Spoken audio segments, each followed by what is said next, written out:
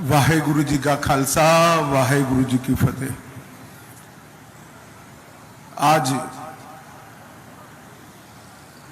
सम्माननीय बादल साहब की अंतिम अरदास में मैं संगत के सामने उपस्थित हुआ हूं। तब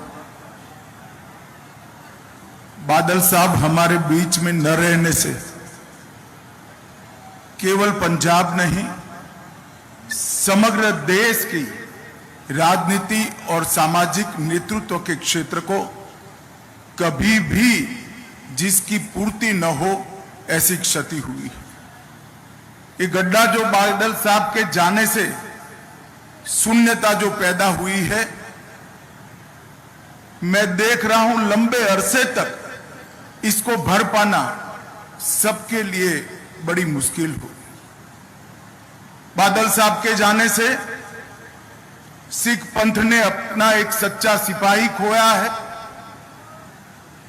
देश ने एक देशभक्त खोया है, किसानों ने अपना सच्चा हमदर्द खोया है और ढेर सारे राजनीतिक जीवन के उच्च मानांकों को सिद्ध करने वाले महापुरुष को खोया है। इतना लंबा सार्वजनिक जीवन, 70 साल का सार्वजनिक जीवन के बाद व्यक्ति चला जाए और पीछे कोई भी दुश्मन न हो, ऐसा अजात शत्रु जैसा जीवन बादल साहब के बिना कोई नहीं जी सकता। ये मेरे मन से मैं मानता हूं। मैं अनेक बार बादल साहब को मिला हूं, जब भी मिला कुछ सीख पाकर गया, जब भी मिला चेतना प्राप्त कर गया। इन्होंने हमेशा सच्चा रास्ता दिखाने का प्रयास किया। दल तो हमारे दो अलग थे, परंतु हमेशा उन्होंने वो ही कहा जो मेरे दल के लिए भी सही था। इतनी पारदर्शिता के साथ राजनीतिक जीवन में सलाह देना ये महामानव के सिवा कोई नहीं कर सकता। पंजाब के लगातार विधानसभा में रहने वाले सदस्य, सबसे ज्यादा रहने वाले सदस्य बादल साहब रहे।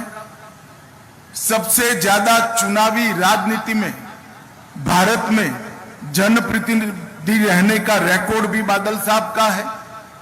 5 बार पंजाब के मुख्यमंत्री बने और मैं रिकॉर्ड के आधार पर कह सकता हूं, नए पंजाब की नींव डालने का काम श्री प्रकाश सिंह बादल ने किया। सरदार प्रकाश सिंह बादल के जाने के साथ ही भाईचारे का सरदार चला गया। पूरा जीवन हिंदू सिख एकता के लिए पूरा जीवन उन्होंने समर्पित किया। राजनीति में कई विरोध झेलने के बावजूद सबको एकजुट रखने के लिए बादल साहब हमेशा प्रयासशील रहे। अभी सरदार सुखबीर जी बता रहे थे, बादल गांव में मंदिर भी बादल साहब का बनाया हुआ है, मस्जिद भी बादल साहब की बनाई हुई है और गुरुद्वारा भी बादल साहब का बनाया हुआ है। साच अर्थ में ऐसे व्यक्ति को दिया लेकर भी ढूंढेंगे तो देश के राजनीतिक जीवन में, सामाजिक जीवन में कभी भी नहीं मिल पाएगा। 1970 से लेकर आज तक जब भी देश के लिए खड़ा होने का मौका आया, बादल साहब ने कभी पीठ नहीं दिखाई। सार्वजनिक जीवन में सबसे लंबा समय जेल के अंदर रहकर सिद्धांतों के लिए, पंथ के लिए संघर्ष करने वाला कोई व्यक्ति था तो सरदार प्रकाश सिंह बादल थे। इमरजेंसी की बात हो, मैं तो बहुत छोटा बच्चा था, मगर मेरे पार्टी के बड़ों से मैंने सुना, अकाल प्रकाश सिंह बादल अकाली दल में चट्टान की तरह इमरजेंसी के खिलाफ खड़े रहे, लोकतंत्र की रक्षा के लिए। कारगिल युद्ध हो, कोई भी लड़ाई हो या आतंकवाद की परछाई हो, हर जगह पे बादल साहब ने आसमान जितने ऊंचे व्यक्तित्व को ढाल की तरह देश के हितों के साथ खड़ा पाया। बादल साहब का जाना समूचे देश के लिए बहुत बड़ी क्षति है। सिर्फ सरदार सुखबीर और बीबी हरसिमरत जी के लिए नहीं, पूरे देश के लिए क्षति है और मेरे जैसे सार्वजनिक जीवन के कई कार्यकर्ताओं के लिए भी ये अपूर्णीय क्षति है। आज दसम गुरु के चरणों में मैं यही प्रार्थना करना चाहता हूं कि बादल साहब के जीवन से हम सब प्रेरणा लें और उन्होंने जिस रास्ते पे चलने की सीख दी थी उस रास्ते पर चलने की वाहेगुरु हम सबको शक्ति दे।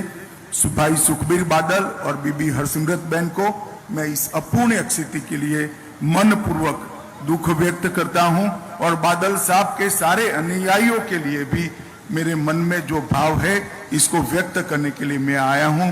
अंत में बादल साहब को मेरी ओर से, मेरी पार्टी की ओर से और समग्र देश की ओर से, भारत सरकार की ओर से श्रद्धांजलि देकर मेरी बात को समाप्त करता हूं। वाहेगुरु जी का खालसा, वाहेगुरु जी की फतेह।